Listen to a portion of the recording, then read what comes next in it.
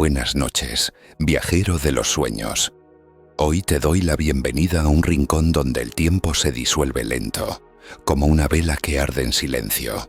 Si estás aquí, tal vez buscas una historia suave que no grite, que no corra, que te abrace despacio, casi sin que te des cuenta. Y para eso, déjame contarte algo. Pocas muertes han sido tan lentas, tan misteriosas y, en cierto modo, tan profundamente aburridas como la de la gran reina Isabel I de Inglaterra. Así que recuéstate, respira hondo y deja que las palabras te lleven. Antes de sumergirnos en esta historia de arrugas, oro y silencios eternos, no olvides dejar tu like y suscribirte. Cada nuevo suscriptor alimenta este pequeño fuego que mantenemos encendido para contarte cosas que pocos se atreven a contarte antes de dormir. Vamos allá. Corría el año 1602.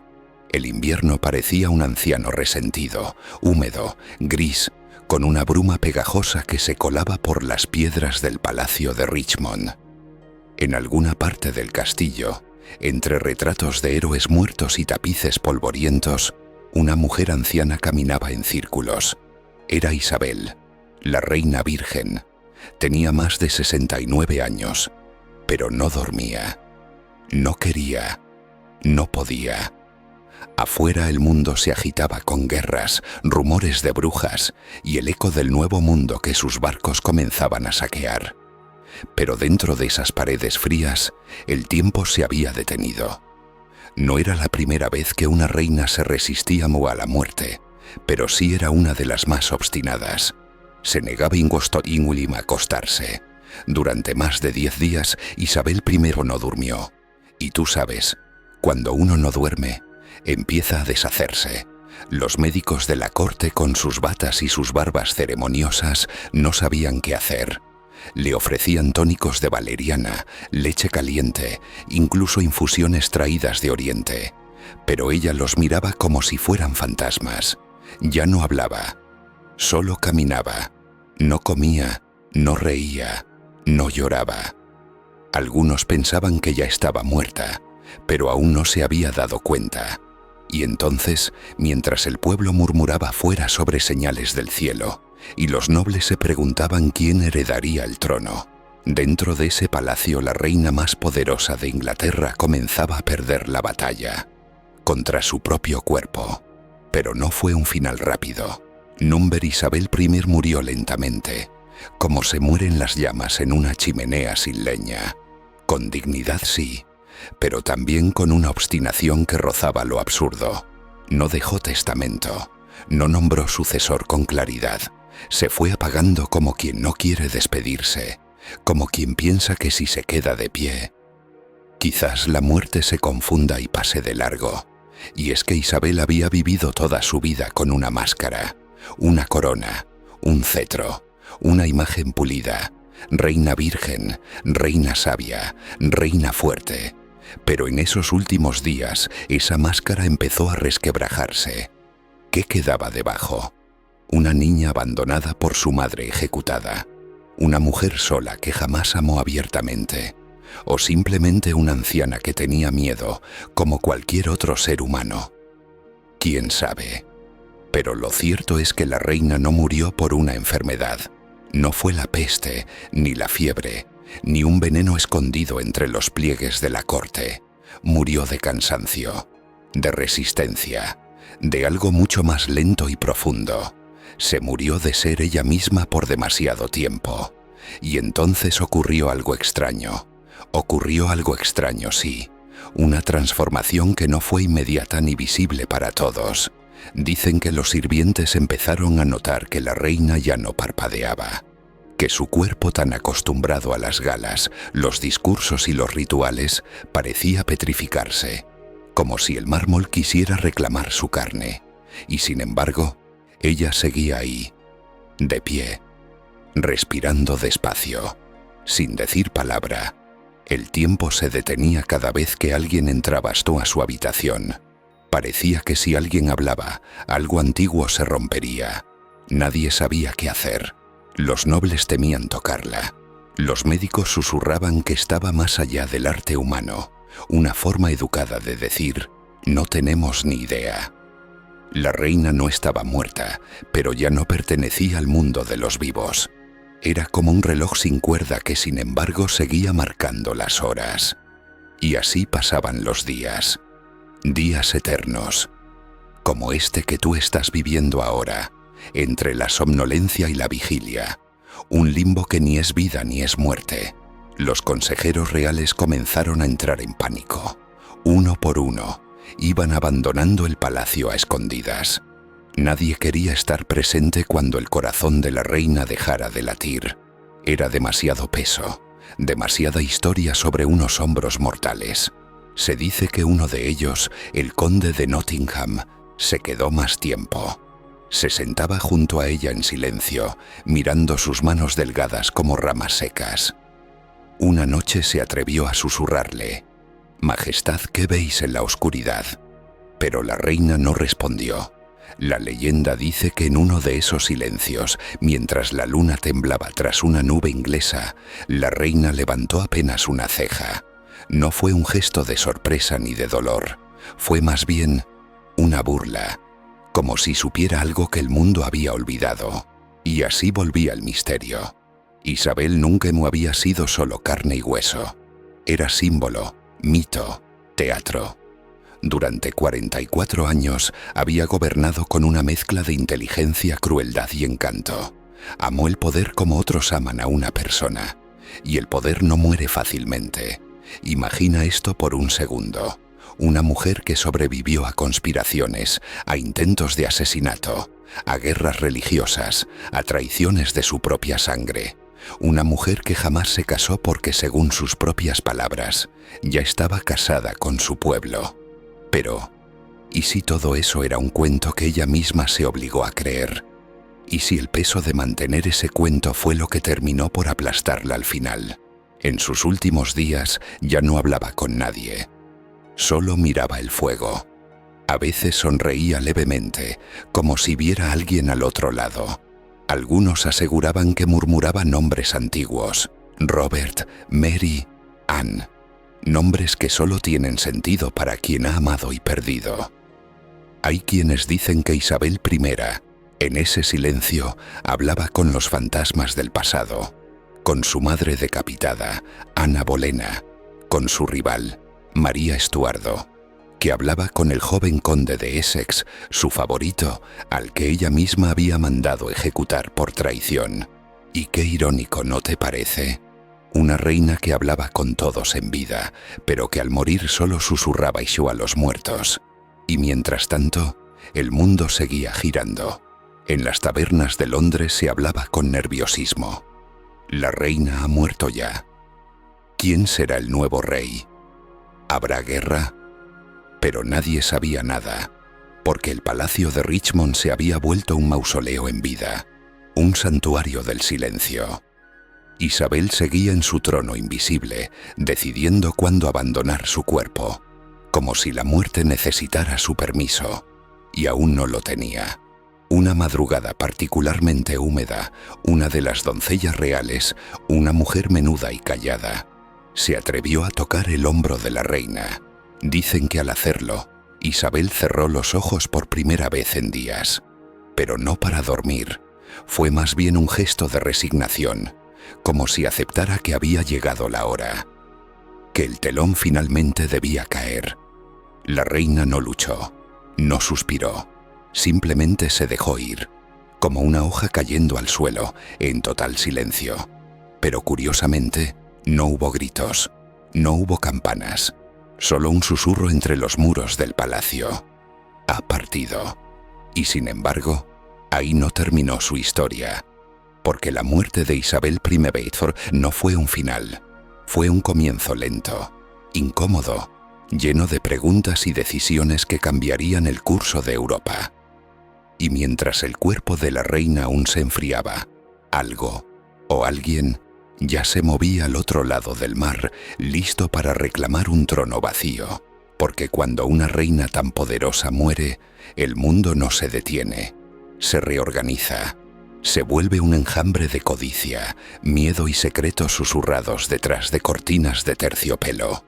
Y mientras el cuerpo de Isabel I yacía un tibio en su lecho, los pasillos del poder se llenaban de pasos apresurados. Ya no era momento de luto, era momento de sucesión. Los ojos se volvían hacia el norte, hacia Escocia, porque allí, aguardando pacientemente como una sombra larga, estaba Jacobo VI, hijo de la mismísima María Estuardo, la enemiga ejecutada de Isabel. ¡Qué ironía tan fina! El hijo de la mujer que Isabel había mandado matar sería ahora el heredero de su trono. Era como si el tiempo jugara con los hombres y las coronas como piezas de ajedrez. Pero aquí es donde la historia se vuelve aún más inquietante, porque el paso de un reino no es solo una ceremonia, no es una simple firma, una corona trasladada de una cabeza a otra. Number es una operación quirúrgica que debe hacerse con precisión. Y lo que pocos saben es que durante los días siguientes a la muerte de Isabel, Inglaterra entera vivió en un estado de ilusión contenida. Nadie debía saber que la reina había muerto. Todavía no. ¿Te lo imaginas? El corazón de un imperio había dejado de latir, pero el cuerpo aún caliente de la mentira debía mantenerse erguido.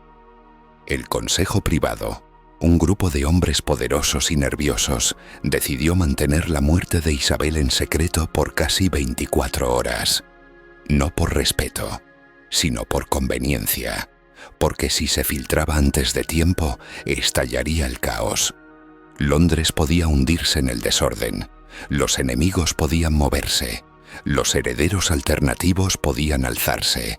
Así que el cadáver de la reina se convirtió por un breve tiempo en un objeto político, silencioso, frío y rodeado de rostros que fingían que aún respiraba. ¿Es esto espeluznante? Lo es. ¿Inusual? Para nada. Durante esos días todo era teatral. Los sirvientes caminaban más despacio, los médicos hablaban más bajo. Nadie miraba directamente al cuerpo, pero todos sabían lo que representaba. El fin de una era, porque Isabel no había sido una reina más. Había sido la reina, la mujer que derrotó a la armada invencible, la que inspiró sonetos, exploraciones, traiciones y leyendas. Su reinado no era simplemente largo, era legendario. Y ahora, esa leyenda había llegado a su punto final. Pero como en todo buen cuento, cuando acaba una historia, otras tantas empiezan a tejerse alrededor. Una de ellas, quizás la más incómoda, tiene que ver con su cuerpo. El cuerpo de Isabel I, según relatan los rumores que nunca llegaron a escribirse en los libros de historia, no estaba en condiciones ideales para un funeral real. Las largas noches sin dormir, la desnutrición voluntaria, el no querer cambiarse ni bañarse durante días, todo había hecho mella. Su piel estaba como papel seco. El maquillaje que la cubría, blanco, espeso, como una máscara de cera, había cuarteado su rostro. Dicen que uno de los sirvientes más jóvenes huyó llorando después de verla de cerca. Y ahí, en esa quietud sombría, se tomó una decisión simbólica pero poderosa. Antes de que su cuerpo fuera mostrado, debía ser transformado. El mito debía sobrevivir al cuerpo, así que se preparó su cadáver como si aún fuera joven, fuerte y hermosa. La vestían con trajes de gala, pelucas doradas y collares relucientes, como si en la muerte pudiera recuperar aquello que el tiempo y el poder le habían quitado. Y sin embargo, la pregunta persistía, como una gota cayendo en la oscuridad. ¿Por qué había muerto así? ¿Por qué resistió tanto? ¿Fue miedo, orgullo, culpa? ¿O todo junto? Algunos cronistas posteriores hablaron de un evento nunca confirmado, que en las semanas previas a su muerte, Isabel empezó a hablar sola.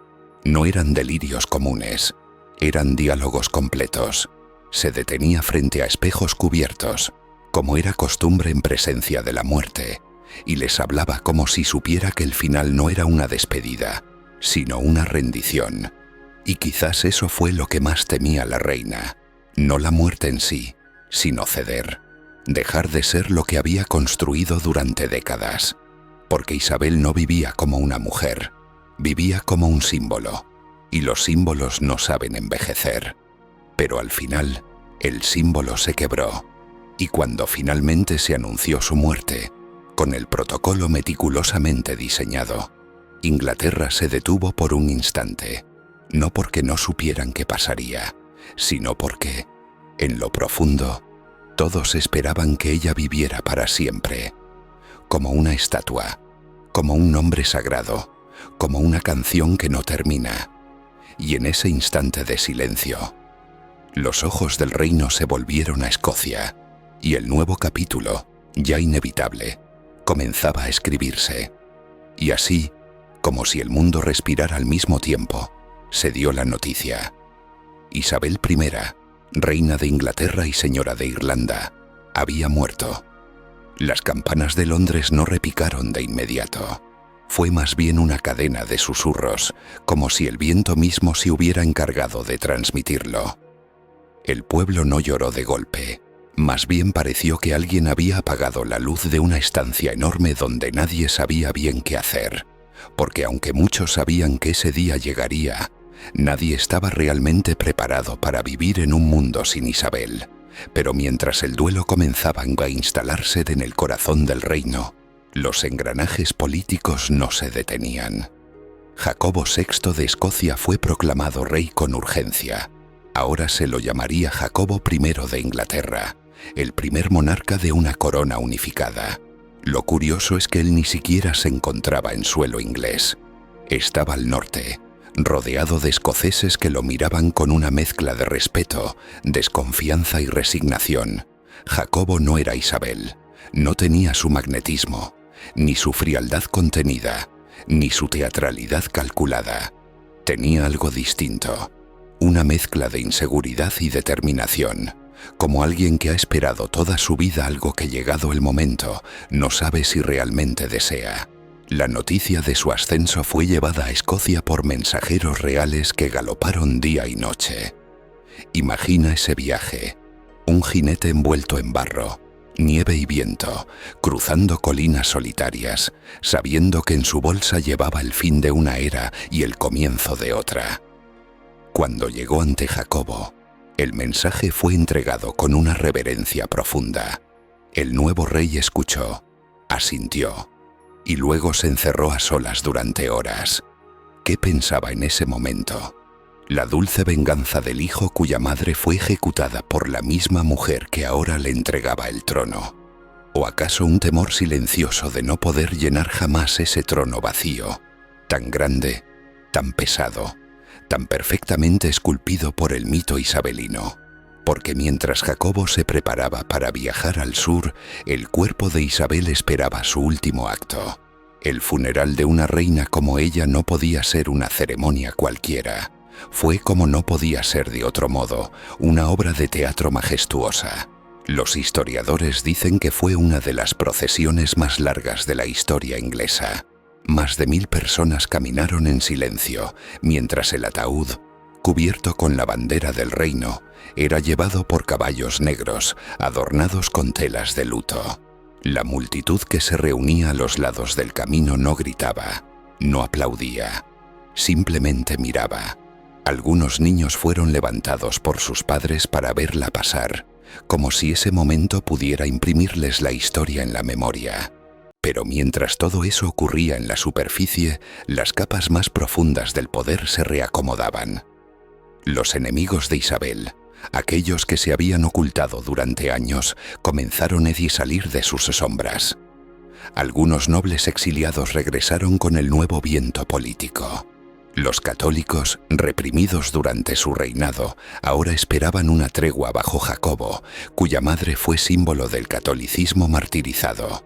Pero Jacobo era astuto, no dio nada por sentado, mantuvo la distancia, sonrió en público y tejió en privado, porque el trono que había heredado venía con espinas, y mientras los planes se dibujaban en las altas cámaras, entre diplomáticos, obispos y generales, una pregunta flotaba en el aire, sin ser pronunciada del todo. ¿Qué tipo de reina había sido Isabel?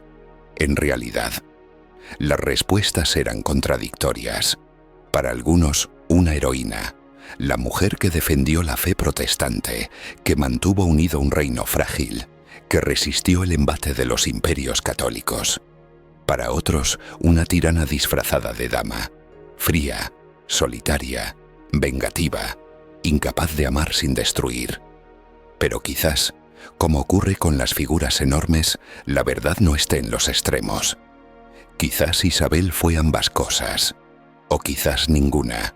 Una mujer atrapada en un papel demasiado grande, demasiado rígido, para poder salirse de él sin romperse. Y aquí viene algo que no muchos mencionan. Una reina que vivió sin compartir su lecho con ningún hombre, pero con un corazón lleno de pasiones imposibles. Una reina que gobernó como un rey, que se vestía a veces como uno, y que jamás permitió que ningún hombre la eclipsara. Su virginidad fue su escudo, su mito, su estrategia, pero también su condena. Nunca tuvo hijos, nunca dejó una dinastía propia, y sin embargo, dejó algo más fuerte. Una era con su nombre, la era isabelina, una época dorada de teatro, comercio, expansión y poesía. Shakespeare vivió bajo su sombra. Francis Drake navegó bajo su bandera. Su influencia no fue solo política, fue cultural, simbólica, casi espiritual. Y al final, cuando su cuerpo fue enterrado en la abadía de Westminster, no fue sola. Tiempo después, junto a ella sería enterrada otra reina, su hermana, María Tudor, conocida como Vladimiri.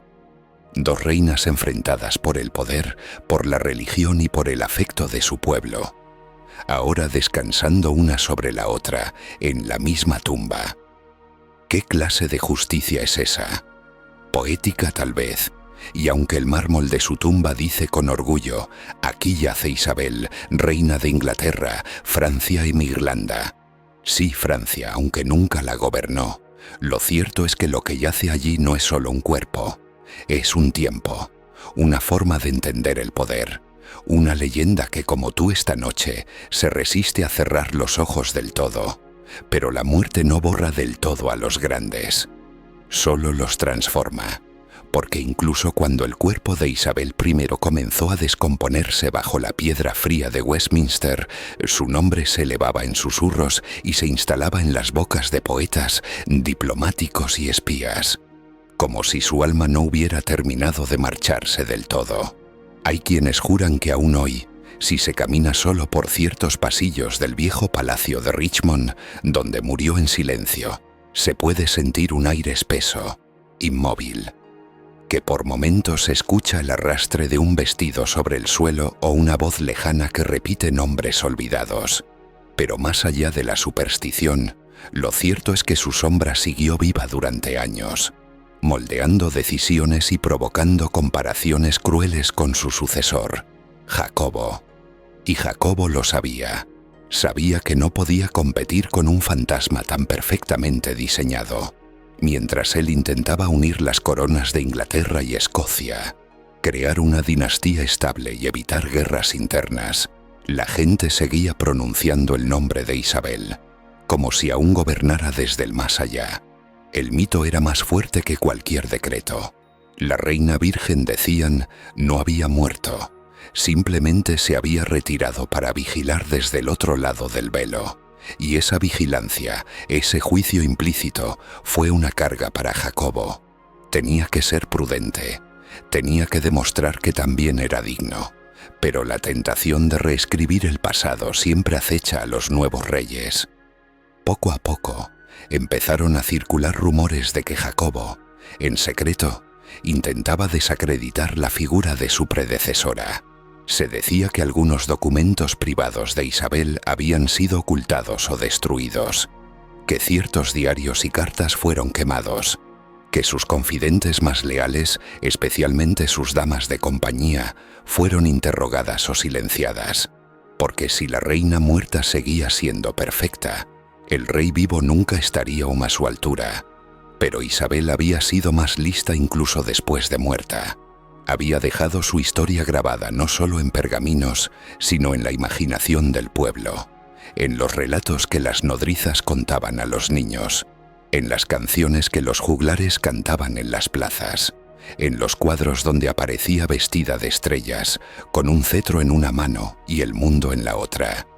Porque eso fue lo que ella quiso, volverse eterna, y lo logró. Jacobo, frustrado, centró entonces sus esfuerzos en lo práctico: mejorar la administración, fortalecer la paz con España, evitar conflictos con los puritanos y católicos que crecían como dos fuegos opuestos en su reino. Pero la paz, en política, es un campo minado. Mientras más te detienes, más probable es que alguien te derribe. Fue entonces, en medio de esa tensión, que se gestó uno de los complots más famosos de la historia inglesa: la conspiración de la pólvora. Una noche oscura, en noviembre de 1605, un grupo de católicos fanáticos, entre ellos el célebre Guy Fawkes, intentaron volar el Parlamento por los aires con el rey adentro. Su objetivo era claro: destruir el régimen protestante desde su raíz y colocar a un monarca católico en el trono. Y aunque el plan falló, la atmósfera cambió para siempre. Fue como si el espíritu de Isabel, tan acostumbrado a vivir rodeado de amenazas, se hubiera reencarnado en un país que ahora ya no confiaba en nadie. Después del atentado fallido, las persecuciones se intensificaron.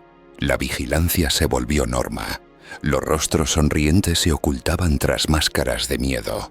Inglaterra dejó atrás la elegancia contenida de la era isabelina para adentrarse en una nueva época, más paranoica, más controladora, más religiosa.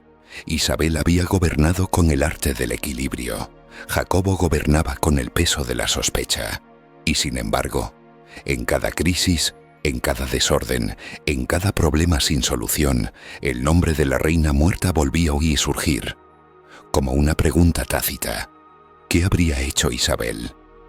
El pueblo, que rara vez tiene memoria para las cifras, nunca olvidó la sensación de seguridad que les daba aquella mujer que hablaba con voz firme, que no temblaba ante embajadores, que cabalgaba como un hombre y gobernaba como ninguno. Y así, la muerte de Isabel no fue un final, fue un espejo que el nuevo rey tenía siempre frente a sí, uno que no podía romper ni evitar mirar, porque a fin de cuentas, la lenta muerte de la reina Isabel I no fue la historia de una mujer que envejecía en silencio, sino la historia de cómo un símbolo decide cuándo dejar de respirar, para seguir reinando en la memoria.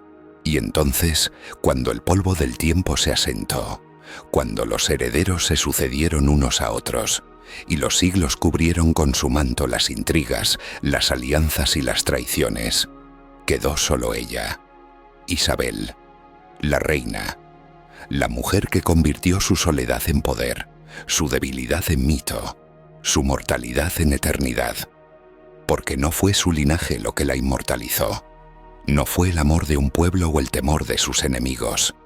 Fue su determinación de no pertenecerle a nadie, de ser reina por derecho propio, sin esposo, sin hijos, sin permiso. Y eso, en una época donde las mujeres eran piezas de intercambio, fue una revolución silenciosa. Ella fue reina de sí misma, hasta el final, incluso cuando su cuerpo se negaba a dormir, incluso cuando hablaba sola en la penumbra, negándose a acostarse por miedo a no despertar, incluso cuando sus joyas ya no brillaban y su piel no ocultaba los estragos del tiempo. Ahí, incluso ahí, seguía gobernando, y quizás por eso su muerte fue tan lenta, porque no era solo su cuerpo el que debía apagarse, era una era completa, un símbolo, una leyenda que debía aprender a morir, y esa es la paradoja. Isabel I tardó tanto en morir porque el mundo tardó en aceptar que era humana.